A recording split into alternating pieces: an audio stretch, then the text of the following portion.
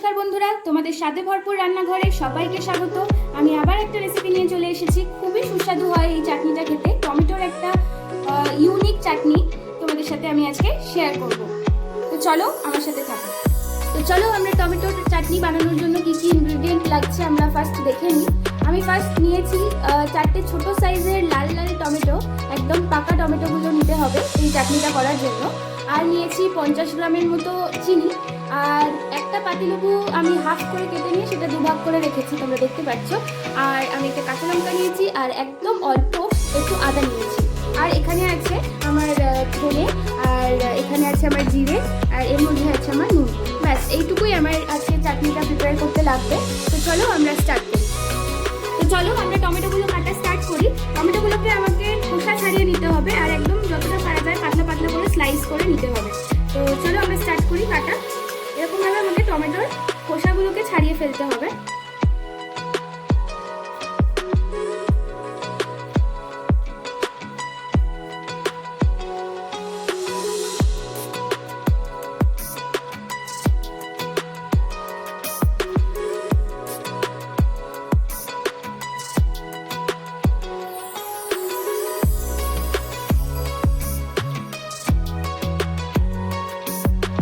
তো দেখো টমেটোগুলো কেটে আমি আবার ফেরত এসেছি। টমেটোগুলো আমি খোসা ছাড়িয়ে এইভাবে স্লাইস করে নিয়েছি, একদম পাতলা পাতলা করে। এই যে দেখো দেখো কত সুন্দর করে আমি পাতলা পাতলা করে স্লাইস করে নিয়েছি। তো এইভাবে তোমরা টমেটোগুলোকে স্লাইস করে নেবে। তো চলো এবার রান্নায় যাওয়া যাক।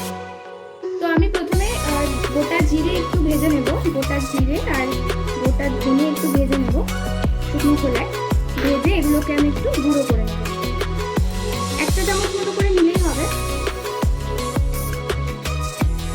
নিয়েছি আমি এগুলোকে শুকনো খোলায় আমি একটু ভেজে নেব।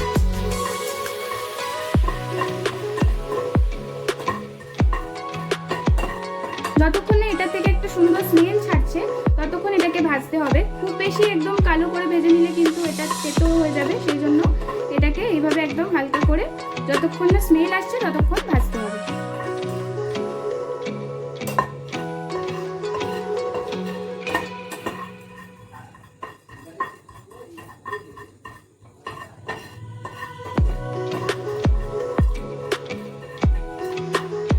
এগুলো আমার ভাজা হয়ে গেছে, খুব সুন্দর একটা ফ্লেভারের সেন্ট আসছে।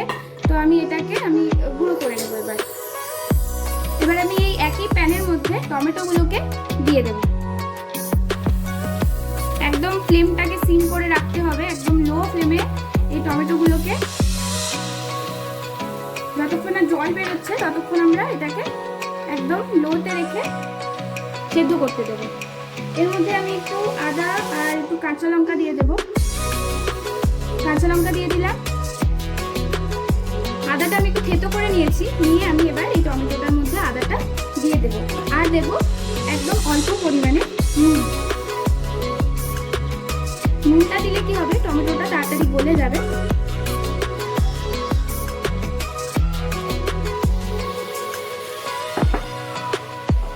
দিয়ে আমি এটাকে কিছুক্ষণ চাপা দিয়ে রাখবো। তো দেখো আমার টমেটোটা খুব সুন্দর করে সেদ্ধ হয়ে গেছে। আমি চাপা দিয়ে রেখেছিলাম 5-7 মিনিটের মতো। তো আমার টমেটোটা খুব সুন্দর করে সেদ্ধ হয়ে গেছে।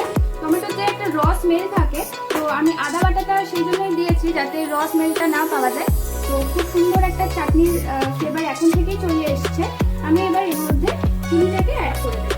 আমি কিন্তু এর মধ্যে একটু জল অ্যাড করিনি। টমেটো থেকে নুন দেওয়ার পরে যেটুকু জল বেরিয়েছিল সেটাতেই আমার টমেটোটা সেদ্ধ হয়েছে।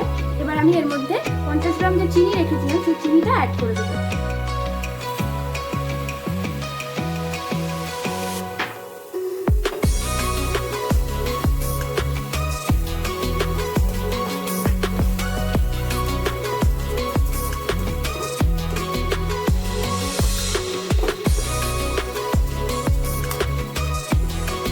চিনিটা মেল্ট হয়ে গেলে তারপরে আমি আবার এর মধ্যে যে গুঁড়ো মশলাটা আমি করে রেখেছিলাম ধনে আর জিরে ভেজে, সেই গুঁড়ো মশলাটা অ্যাড করবো।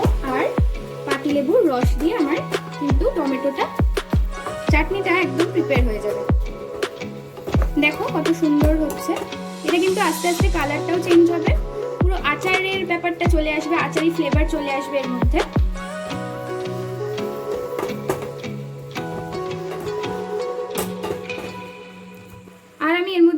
মশলাটা কিছুটা অ্যাড করে দেবে, একদম অল্প, খুব বেশি দেবে না তোমরা। ভাজা মশলাটা অ্যাড করে দিলেই আমার চাটনি কিন্তু একদম রেডি। এটা কিন্তু তোমরা নিরামিষ ঠাকুরের ভোগ যখন দেবে তখনও এটা প্রিপেয়ার করতে পারো, খুবই ভালো লাগে কিন্তু এটা।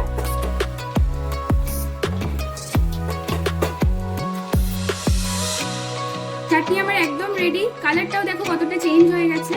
এবার আমি এটাকে সার্ভ করে দেবো।